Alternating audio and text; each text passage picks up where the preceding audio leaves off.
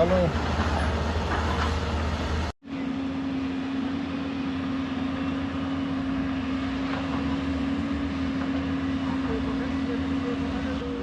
Major landslides, एक डलवास में बहुत बड़ी लैंडस्लाइड परसों आई है जिसकी वजह से हाईवे पूरा टूट गया है और उस पे रेस्टोरेशन का काम कल से स्टार्ट हुआ है। और बिकॉज अभी भी वेदर इंक्लेमेंट रह रहा है तो चांसेस बहुत कम हैं उसके जल्दी ठीक होने के। कम से कम 3 या 4 दिन का टाइम उस डलवास वाली एरिया को ठीक करने में लगेगा। उसके अलावा आज सुबह भी एक स्लाइड कोई 2 बजे के करीब मंकी मोड़ पे बहुत बड़ी लैंडस्लाइड आ गई है जिसके लिए भी कम से कम 1 या 1.5 दिन का टाइम लग सकता है।